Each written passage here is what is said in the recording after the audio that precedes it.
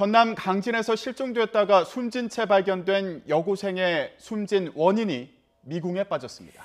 다만 피의자인 아빠 친구가 여고생을 살해하고 유기했다는 증거는 속속 드러나고 있습니다. 네, 취재기자 연결해서 자세한 내용 짚어보겠습니다. 나연호 기자.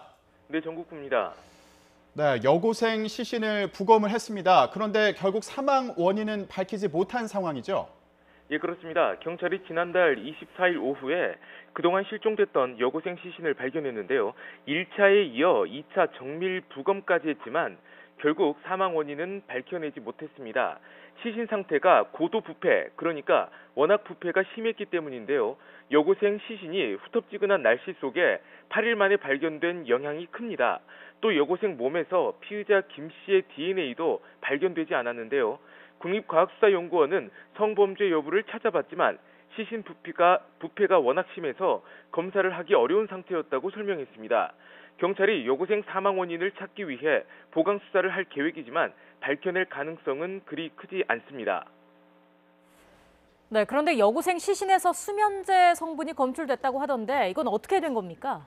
네, 국립과학수사연구원이 2차 정밀 부검을 한 결과 시신에서 수면 유도제 성분이 검출됐습니다. 정확히는 졸피뎀 성분 0.093mg인데요. 문제는 이 수면제 성분이 함유된 약을 사건 발생 이틀 전에 피의자 김 씨가 샀다는 겁니다. 김 씨는 불면증을 호소하면서 병원에서 약을 처방받았던 것으로 조사됐습니다. 경찰은 이 때문에 피의자 김 씨가 여고생에게 수면제를 먹여 범행했을 가능성을 의심하고 있습니다.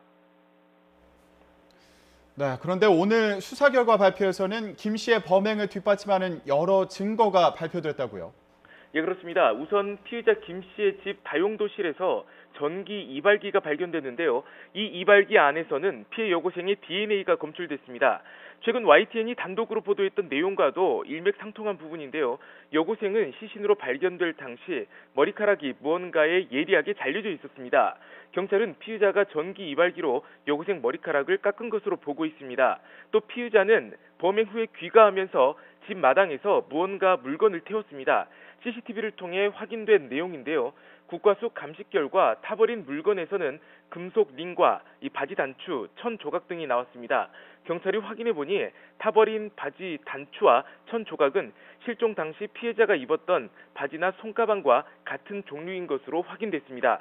한 가지 특이한 점이 있는데요. 김 씨는 여고생을 직접 만나 약속을 잡았고 범행 이틀 전에는 배낭에 이 범행 도구들을 챙겼습니다. 이런 점 등을 토대로 경찰은 김 씨가 범행을 사전에 치밀하게 준비한 것으로 보고 있습니다. 경찰은 그동안 유력한 용의자였던 여고생 아빠 친구 51살 김모 씨에게 살인 등의 혐의를 적용해서 피의자 신분으로 전환했습니다. 지금까지 전국부에서 YTN 나연호입니다.